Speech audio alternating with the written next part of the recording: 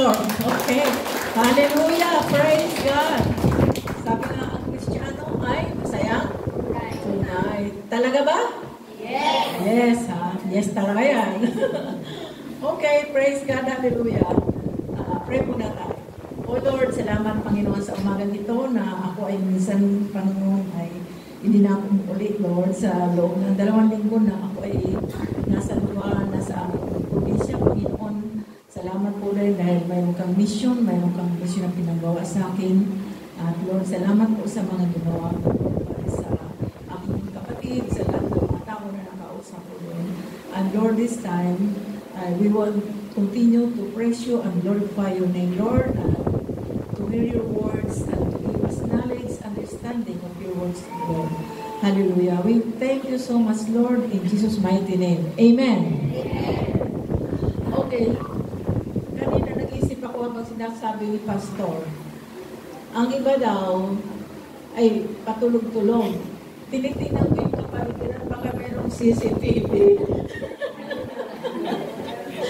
I am looking around because, as you said before, a while ago, that you saw some people sleeping and they are not focusing. That's why I'm looking around because maybe there is a CCTV here. Ayun. Kaya naman pala. Oh, amen. Higit sa lahat po, mga kapatid, nakikita tayo ni Lord. Glory to God. Kaya may CCTV pala dyan. Kaya kung ano nakakita ninyo, kahit saan si Pastor, umakyat man yan, nakita-kita tayo. Kaya pag naghikap ako, kita ako. Okay, hallelujah. Ang message natin ay about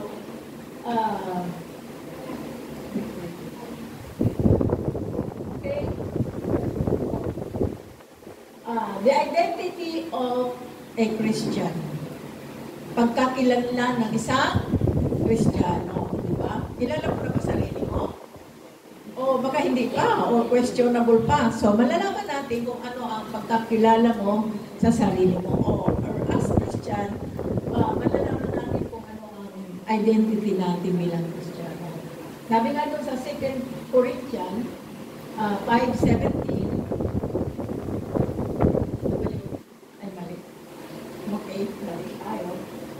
kanina sa ating binabasa. Therefore, if any man be in Christ, he is a new creature. All things are passed away. Behold, all things are become new. So, ating introduction. Maaaring tayo ay maging bagong Christian, bagong nilalang sa oras na tanggapin mo lamang si Kristo. Amen? Pag hindi pa natin kilala si Kristo, hindi mo masasabi sa sarili mo na, ako ay Kristiyano. Ako ay Kristiyano. Ikaw ay Kristiyano. So, kailan natin nalalaman yung awit na yan? Pag nandoon tayo sa ganitong mga masamahan sa ating mahal sa bahan. So, this is, you become a new creation when you accepted Jesus Christ as your personal Savior and Lord in your heart. Amen? Hallelujah. Okay. Sabi doon sa binasa natin kanina, ayan nakalagay na po na sabi na sa 11, hanggang 14. Tingnan natin ang verse 15. Saan ba dito? Dito. Namatay siya para sa lahat upang ang mga nabubuhay ngayon ay huwag na mabuhay para sa sarili, kundi para kay Kristo na namatay ang muli na buhay para sa kanila. Amen. And then, sabi sa verse 16, kaya ngayon, ang pagtingin namin sa bawat tao ay hindi na batay sa sukatan ng tao. Noong unay, gano'n ang aming pagkakilala kay Kristo.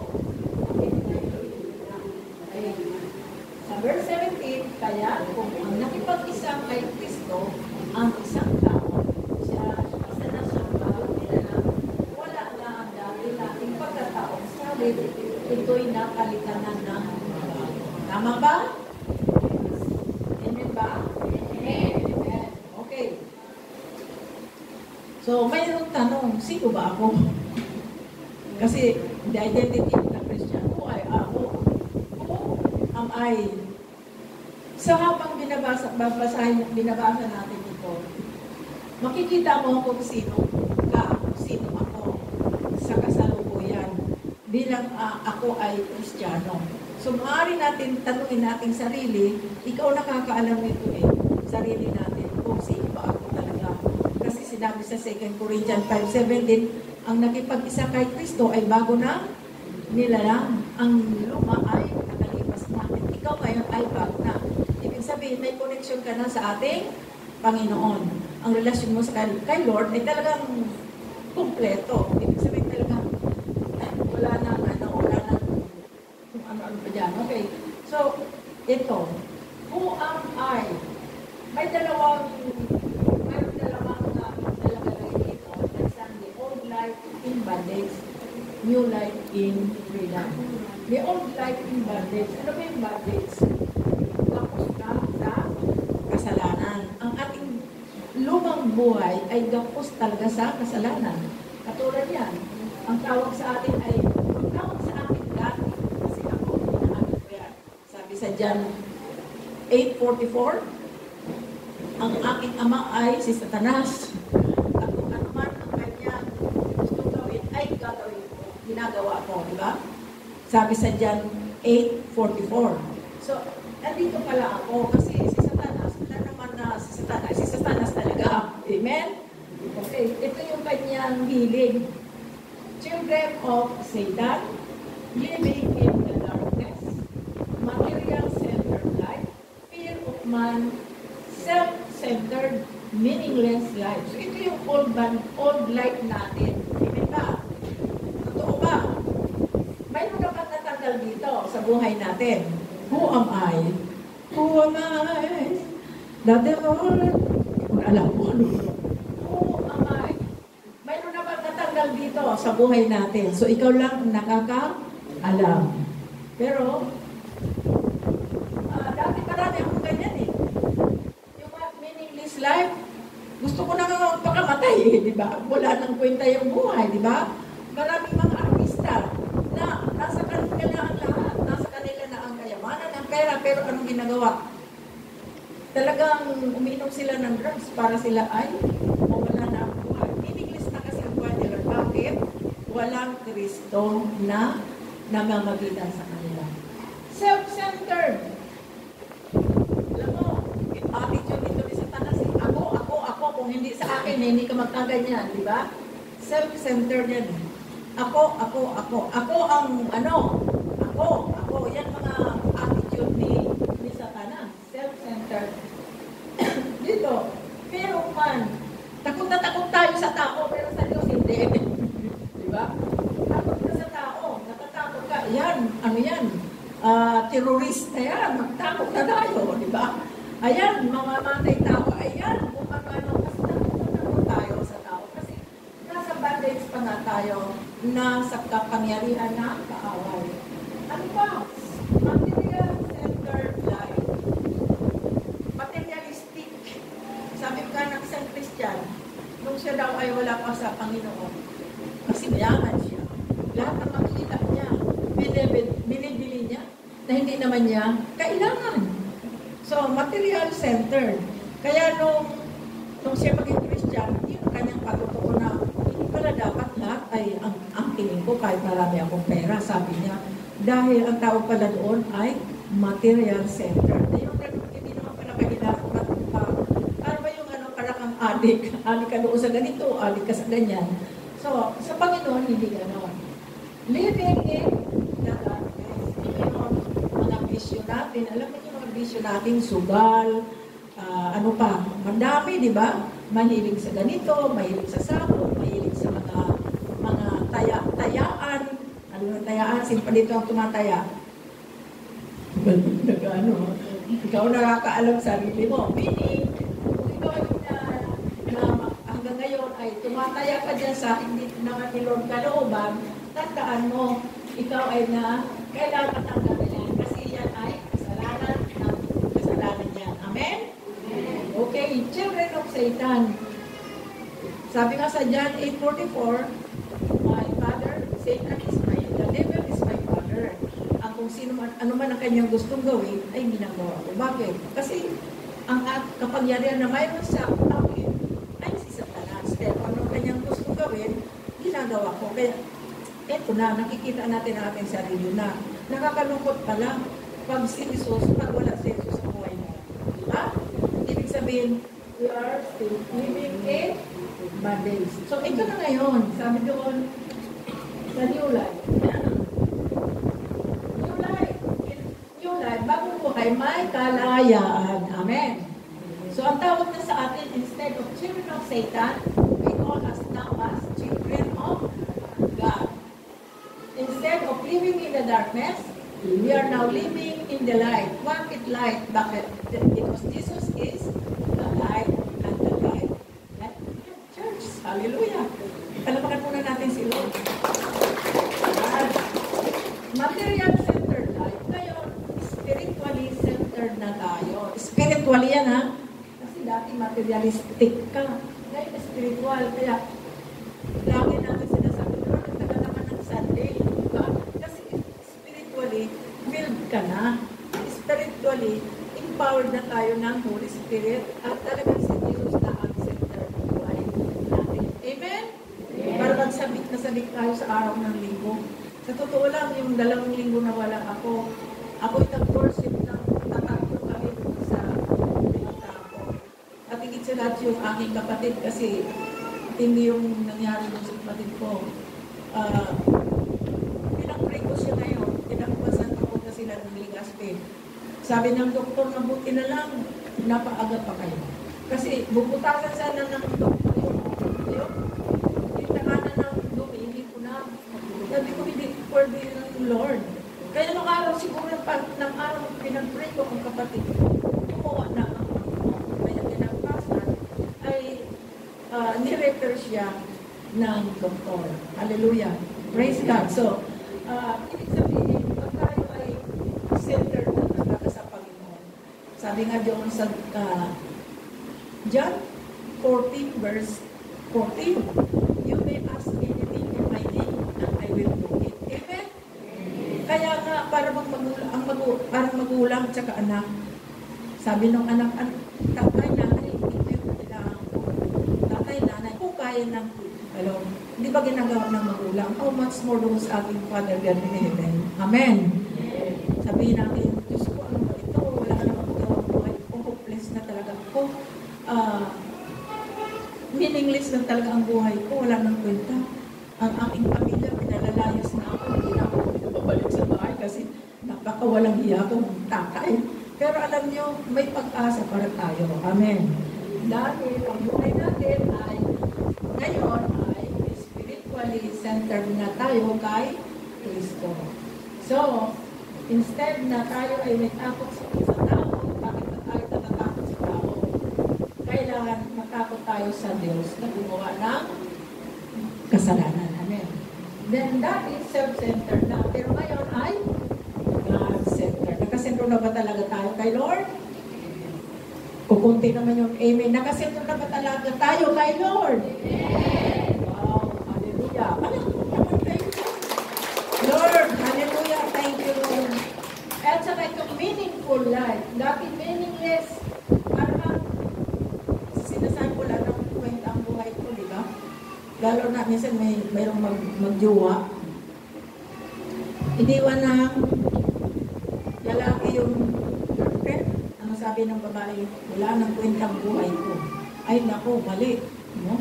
Kasi kay Lord, meron. Amen. Glory to God. Wala kayong jowa. Meron. Bibigyan kayo ng Lord. So, kung ating tatanungin, sarili natin, sino ba talaga ako habang sa ating mga pinagparaanan dito? Sino ba talaga ako? Kung ang I. Kasi sabi doon, if anyone be in Christ is now a new creation. All things are passed away. Behold, all things become. Who am I? Okay, next. Paano daw magiging matuwid? How to be righteous?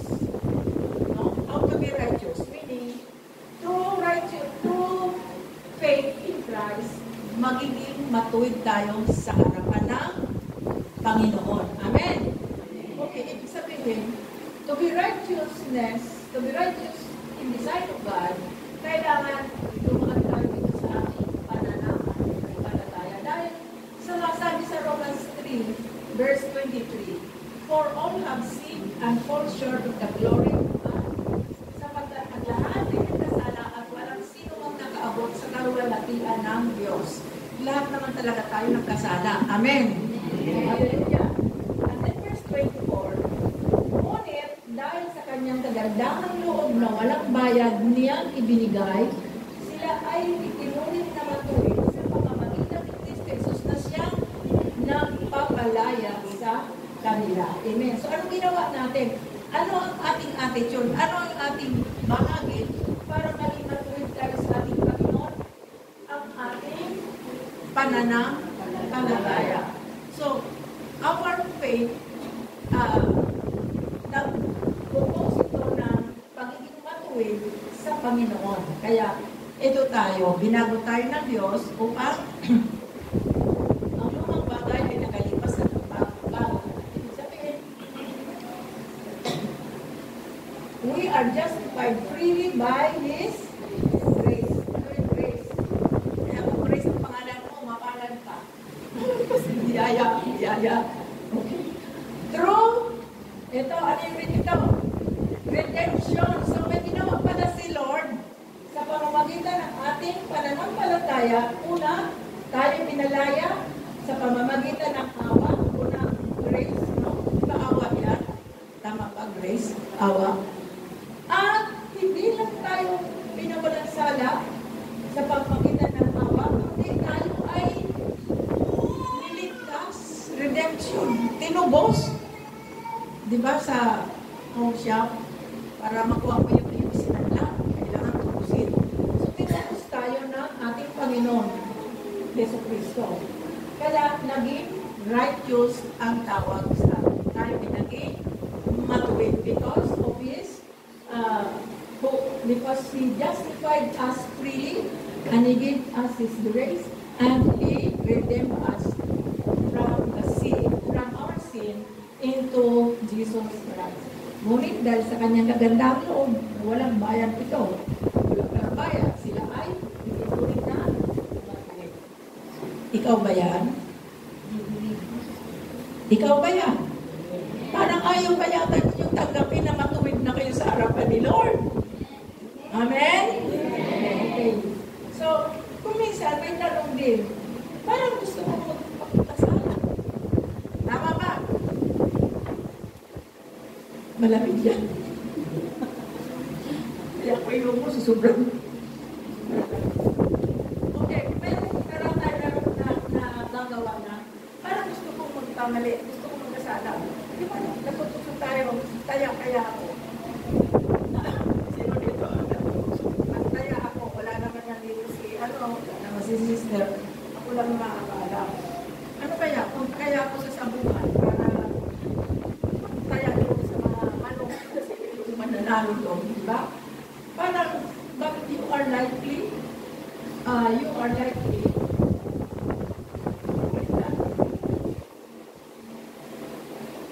we are likely to commit sin. Amen? Amen. Yung ba, umalis ka na doon sa bagay na pero parang gusto mong balikan. Ano pa ba? Kaya, ano mga bagay na hindi naman gusto ng Panginoon, parang gusto mong balikan. Tapos yung may nakita mo yung mga barkada mo, nagiinuman na, tapos halika dito. Sabi naman sa, ay, pasensya na kayo. Ay, talagang niyaya ka ng iyong barkada. Pari ka na pala ngayon na, sabi na diba? Eh, pari ka na kaya ayaw mo na, o pastor ka na kaya ayaw mo na. Siyempre, dahil gusto mo magkamali, sige na, isang baso. Amen? Isang baso. Hindi pa yung inumin na, isang baso ba yung, maano ka ba? Malalasing ka? Ano lang, o sige, pagbigyan kita. So, you are likely to commit sin. Amen? So, who am I? Sino ba ako? Okay. And then, sabi sa Romans 7 verse 19, Tagalog, sapagkat ang mabuti na aking ibig ay hindi ko ginagawa. Sabay-sabay tayo. Ngunit, ang kasama ay hindi ginagawa. Tingnan natin sa English. For I do not do the good I want to do, but the evil I do not want to do, this I keep on doing. Hallelujah. Yan ba nangyayari sa atin ngayon? Magtingin na nga kayo. Tingnan mo ang sarili mo. Ginagawa ko ba yung ayaw ko pagawa ng Ito nakakataw niya. Tingnan natin sa verse 20. Datapwa kung, basa, datapwa kung hindi ko ang siyang ginagawa ay hindi na ako gumagawa yun. Kundi ang kasalanan. Anong mayroon sa'yo? Bakit patuloy mo ginagawa ang mga bagay na ito? Anong mayroon sa'yo? Ito. Ang kasalanan ang tumitira sa aking pinig. Continuously committing sin. Ito ang nandiyan pa rin sa puso natin. Amen? So the sin is still in us, in our hearts, if we continue sinning. Kaya mayroong tinatawag na, but you are likely to commit sin. So, mayroon bang solusyon yan? Meron. Amen. Kaya nga, pinakikita dito ng banal na kasulatan para maging matuwid tayo sa kanyang kanta. Kasi may mga bagay nga na, di ba kanta yun? Ang ayaw kong gawin, ay, parang may kanta yata dyan. Ang gusto kong gawin, o ano, hindi ko ginagawa. Ngunit ang masama hindi ko ibig, ang ako ginagawa. Di ba? May kanta niya. So, tayo lang nakakala ng ating sarili. So, sa pagiging righteous, kailangan tayo ay ako walang sala sa pamamagitan ng kanyang awa, sa pamamagitan ng pagtulos sa atin mga kasalanan ni Jesus Cristo. Amen. Kaya kung tayo ay minsan nagkukumit pa rin sa kasalanan, anong mayroon sa buhay mo? Anong mayroon sa puso mo? If we still committing sin. Dahil ang kasalanan ay tumitira pa rin sa ating puso. Amen? Amen. Ayan po ang katotohanan dyan. Okay. Sabi dito, you are not perfect. Christians have limitation as human beings. Hindi tayo perfect o sa salitang Tagalog ganap.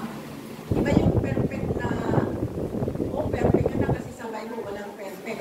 No? Sabi sa 1 John 1:8. Pag sinabi mong ikaw ay walang kasalanan, ikaw ay sabing perfect na walang kasalanan, kasalanan. Dito, pinag-usapan dito, we are not perfect. Mayroon tayong limitasyon as human beings. Sabi sa 1 John 1:8, if we claim to be without sin, we deceive ourselves and the truth is not in us. Okay, lahat, sabay.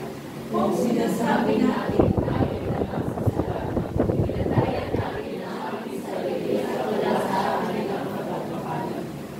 sabi nung matanda, kasalo, ibigay ako ng sabi ko, Lolo, magandang hapon. Ito po, basahin nyo, ganito tungkol kay Kristo. Sabi sa akin, huwag mo na akong bigyan niya ng matanda na ako. Bigay mo na lang sa mga bata. You see, yung mga bata pa natanda, hindi ba kailangan ng ni Lord? Hindi ba niya kailangan si Lord matanda? Kaya matanda at bata kailangan si Kristo. Amen. So kailangan, sinasabi nito, kung sinasabi natin tayo walang kasalanan, dinalayan natin ang ating sarili at wala sa ating katotohanan. Sabi sa Philippians chapter 3, verse 12, not that I have already obtained all this or have already arrived at my goal, but I press on to take hold of that for which Christ Jesus called me. Hindi na nakapagtanong na ang mga bagay na ito, hindi rin sa akin na ngunit sinisikap ko makapagtan ang katotohanan sapagkat ito ang dahilan bakit ako tinawag. Yan ang dahilan mga kapatid. tinawag tayo ng Panginoon. Amen? Kasi doon sa Ephesians ba yun? Sa verse chapter 1 Ephesians, tayo ay kinuha sa lusa. Kasalanan. Alam mo yung lusa? Para ba doon sa kanal? Kung ating tingnan ng literally yung tsura ng kanal, di ba? Andun na lahat ang tubig. Andun na lahat ang lahat na galing sa kampo saan galing doon sa kanal. Yan yung parang yan ang picture natin bilang mga makasalanan sa Diyos. Kaya, sabi dito, that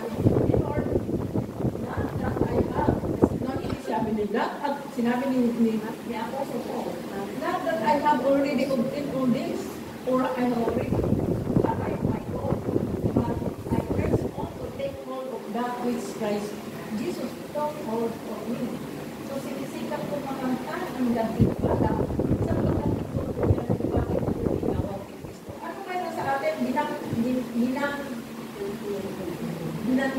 sa pinapipalaan tayo ng Panginoon sapagkat ito ang dahilan kung bakit ikaw ay tinawag. So may palang gantimpala si Lord. O ano yun? Upang tayo maging matuwid sa Kanya, palayain tayo with justified sa pamamagitan ng Kanyang awa, sa pamamagitan niyang pagtubos ng ating mga kasalanan sa pamamagitan ng Kristo. Amen? Hallelujah. So, we are not perfect, pero may mga limitations tayo. Kaya kailangan tandaan natin tayo na susunigap na kamakamta natin ang gantimpala sapagkat ito ang dahilan kung bakit tayo tinawag. Sino gusto sumama sa langit? Siyempre lahat tayo, amen? Sino gusto pumunta sa impyerno? Siyempre wala. Kaya kung iyong old life natin, ang ating patuloy na yan, kung yan pa rin ang gusto natin, papunta ka talaga sa biyaheng impyerno talaga talo. Kung yan ang gusto mong piliin. Amen? Kung gusto mong biyaheng langit, yan ang dapat natin pagsumikapan. Glory to God. So, yun ang sinasabi. So, we are not perfect, but we have limitations as human beings. Okay, next. You can be perfect. Amen. And most of all, you need to accept who you are. Yan. Kailangan tanggapin natin ang ating sarili. Sino ka ba? Sino ba ako? So, may mga pagkakabay na dapat matutunan natin bilang mga Kristiyano should know to be perfect. Number one, yung tinatawag na holiness. Ano yung holiness na Tagalog? Kabanalan, di ba? So, number one, that Christians should know to be perfect is, basahin natin verse 26, upang ialay kayo sa Diyos na taos linis sa pamamagitan ng paghuhugas sa tubig at sa salita. Ano ba yung tubig? Ano ba yung salita? Jesus is the living water. So, binagbasa na tayo ng Lord ng ating mga kasalanan. And then, nagpatuloy tayo sa pamamagitan ng salita ng Diyos, inapply natin ang ating buhay sa pamamagitan ng Word of God. And then verse 27, ginawa niya ito upang ang Iglesia ay maiharap niya sa kanyang sarili na nasa kagandahan nito. Wala ang anumang tusis, kulong-kulungan, banal at walang anumang kapintasan. Gayon din naman, dapat mali ang mga lalaki ang kanilang kasapan tulad ng sarili silang katawan. Ang lalaki sa kanyang asawa ay nagmamahal sa kanyang sarili. Walang taong namumulit sa sarili niya. Sarili ito ay kanyang pinapakain at pinalalagaan tulad ng ginagawa ni Jesus. Bakit dito ginawang illustration niyo asawa? Kasi sa mag-asawa, dapat mahalin talaga ng lalaki at kanyang asawa. Tama ba? Hindi binubugbog. Hindi sinisipa, hindi minumura. Kung dati kang ganyan, ngayon bago na. Amen? At ikaw naman babae, kung dati kang battered wife, nung humingi ng tawad sa iyo yung lalaki, patawarin mo na. Kasi tandaan mo, hindi naman niya kilala si Kristo dati. Ay ngayon, nung makilala niya si Kristo, sobrang ng pagmamahal niya sa iyo.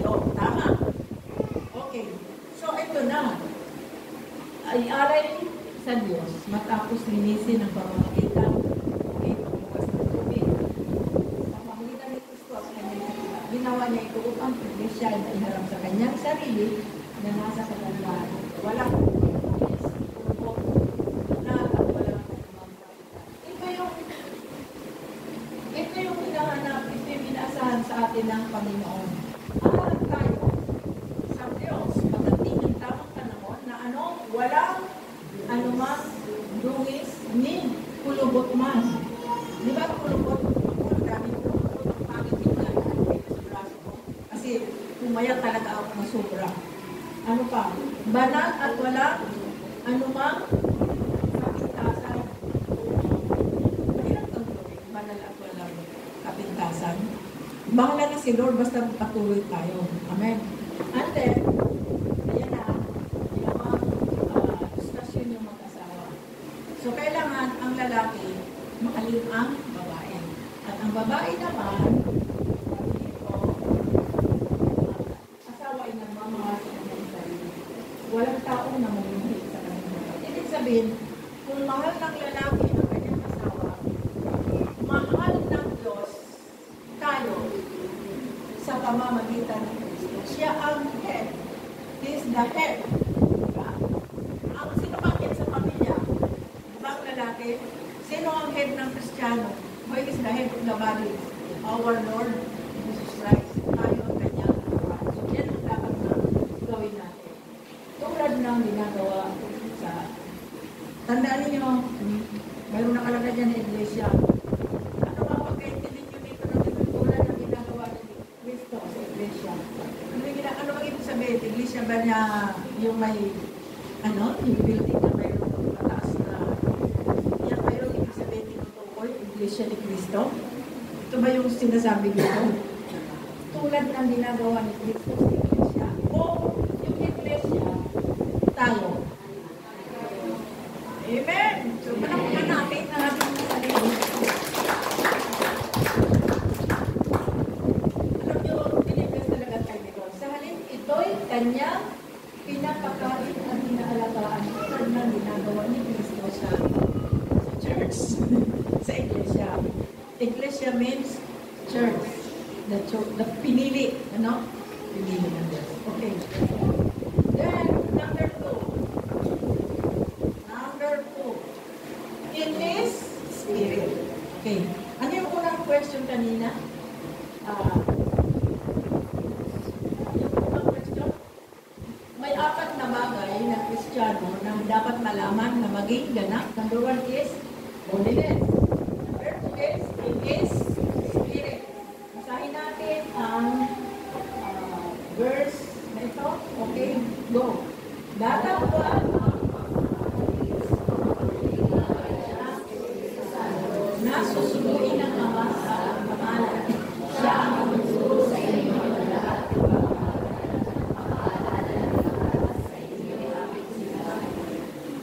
Nung hindi pa natin kilala si Lord, nung hindi pa tayo diniklara ng Panginoon, sino nagpapaalaala sa Lord? Kung minsan, ang asawa nagpapaalala, ay hindi naman mananampalataya yung asawa.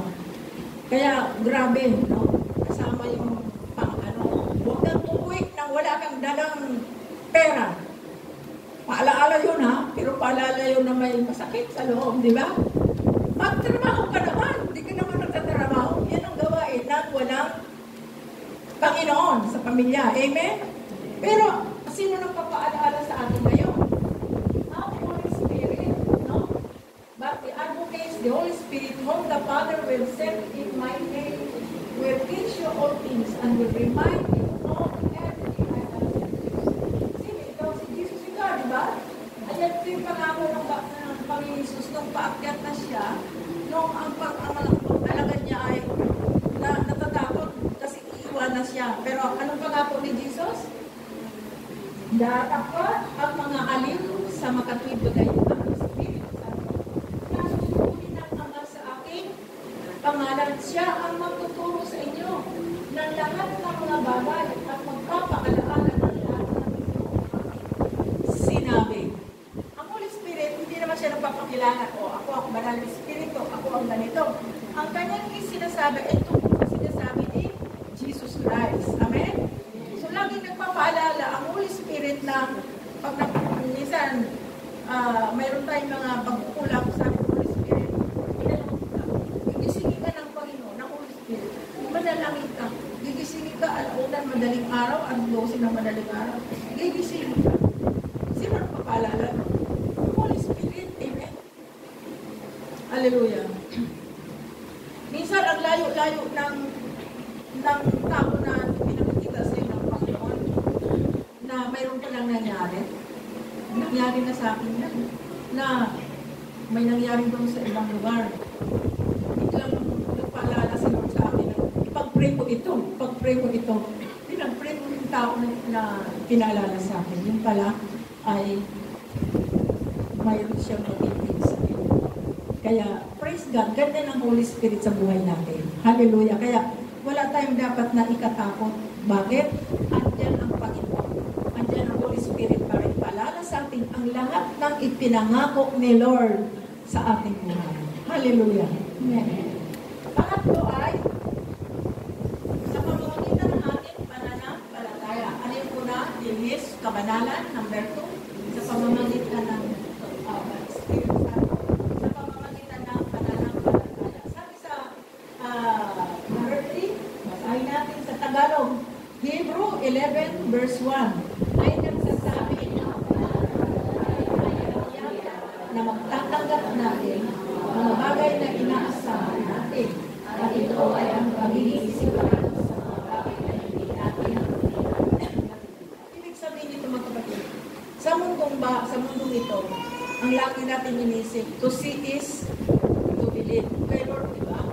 Manampalataya ka muna at ipapakita sa iyo ang mga bagay na gusto niya, mga kamangha-mangha na gusto natin puso. Sabi nito sa Jeremiah 33:3, call unto me, tumawag ka sa akin, at tutugunin kita, Jeremiah 33, at ipapakita ko sa iyo ang mga bagay na hindi ko pa nalalaman. Amen? Ibig sabihin, mas makapangyarihan si Lord para ipakita sa atin yung mga bagay. Mamangha ka na lang talaga sa himala ng Panginoon. Mamangha na lang talaga tayo sa mga ginagawa ng Panginoon sa buhay natin. At sino nakaka-experience itong mga kamangha-mangha gawa ng Lord? Na-experience na ba ninyo ito? Wala yata naka-experience doon sa mga kamangha-mangha na ginagawa ni Lord. O sino naka-experience ng mga kamangha-mangha ng ginawa ng Panginoon? Hallelujah! Totoo yan! Eh kung wala pang kamangha-mangha na dumarating sa iyo, nananalangin ka ba? O ano ba talaga, hindi ka ba naghihingi sa Panginoon? Kaya nga, nasa bandage ka pa ba? Binasa natin na kaya para ginagawa natin dahil tumitira pa sa atin ang kasalanan. Okay. So, dito, ang pananampalataya ay, sabi ng ibang tingnan ko, totoo yung sinasabi mo, hindi ganun si Lord eh. Manampalataya ka muna at ipapakita sa Lord ang mga bagay na hindi pa natin. Pangyayari yan. Hallelujah. Sabi dito, the assurance. Ano yung assurance sa Tagalog? Kasiguruhan, di ba? So, kasiguruhan, assurance about what we do not see. Tama ba? Kaya pag nanalangin ka at wala pa, nanampalataya ka na eh. Mangyayari talaga. Sabi doon sa, ano ba yun? Matthew, Mark, Luke, ayun, pray, what things you desire in your heart, ano mang bagay na nililisan ng puso mo, manalangin ka, pray, and you will have it. Diba? So, manalangin ka, mangyayari yan, makakap na natin. So, this is because of our faith to God. So, ibig sabihin nito, tayo, kaya natin natin ang ating sarili na meron tayong maasahan at pagtitiwala sa Diyos base sa kanyang mga pangako. Amen! So, pagalingan, di ba pangako ni Lord yan? Prosperity, di ba pangako ni Lord yan? At kung ano pa yung mga pangako niya, basta believe to our own and trust God. Please, alam mo yung believe? Magkaiba ba yung sa yakap? Magkaiba ba yun sa embrace? No? Clean! Clean, clean. Clean ka! Right, Lord? Sa pamamagitan ng ating pagpasa. And then, trust in God. Bakit doon sa kanyang pangako? Bakit based on His promises tayo umasa sa mga bagay na hindi naman ni Lord pinangako? Panginoon, bigyan mo pa ako ng pantaya sa wedding. Pangako ba ni Lord yan? Kaya nga dito, ang ating hope at trust kay Lord, base doon sa kanyang pangako. Amen. Kaya, kung ikaw ay lagi naghihingi ng pagtaya, hindi yan ibibigay. Sino magbibigay yan? Si Satanas, sigurado matatalo ka. Nagkasala ka na, matatalo ka pa. Yan ang katotohanan yan. Praise God. So, base sa pangako lamang ng Panginoon. God is good. God is faithful. God forgives. Lahat na ng ating kung meron kay Kristo, ibibigay niya. Sabi doon sa mga names ni Lord, ano yung mga names, mga pangalan? Jehovah Jireh, ano yung sabihin yun? The Lord who provide. Amen? Sa romantic pa, alam ang mga Israelita kung nananalangin kanyang isa-isang pangalan. Jehovah Jireh, pag nangihinig sila, tinatawag nila yung pangalan ng Jehovah Jireh. Ibig sabihin, the Lord who provide. The Lord, Jehovah Nissi, yung ba si Lord itinataas, no? Ano pa? Jehovah, kapagaling, nakalimutan ko yung mga pangalan natin sa ito. Ganyan ang Old Testament. Pero tayo ngayon, ang ating ginagawa, base sa kanya, praise God. Okay, next is, ano pa? Apat na bagay na dapat malaman ng Kristiyano sa pamamagitan ng kanyang salita. Okay? Sabi dito sa Psalms, basa, direct my footsteps according to your word. Let no sin hold the word. So therefore, God wants us to be perfect. Matthew 5:48. Perfect, therefore, as your heavenly Father is perfect. So pwede ba tayo maging ganap? Amen? Hallelujah. So ano dapat natin na gawin? Magiging banal sa Espiritu Santo. Ano pa? Holy Spirit. Then, our faith and in His Word. We have to apply all of this in our lives. So, this time, last na ito, kasi alas 12 pa. Focus to commit yourself to the principles. Amen? May natutunan pa tayo.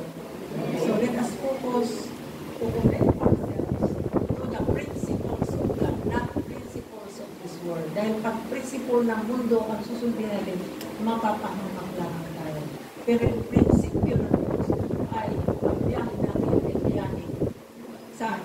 Impyerno, langit. Amen. Palampakan natin si Lord. Langit, Panginoon, maraming salamat sa pagkakataon ito. Nawa, mayroon kami natutunan sa aming pag-aralan.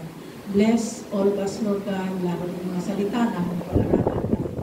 Kuyak na natin sa aming buhay. And we also pray for the Holy Spirit to always remind us, Lord, every time na may mga parang magkakabalik kami, Lord, let us remind us, Lord, to stop those things na ikakapapahamak ka namin, Panginoon. Maraming salamat sa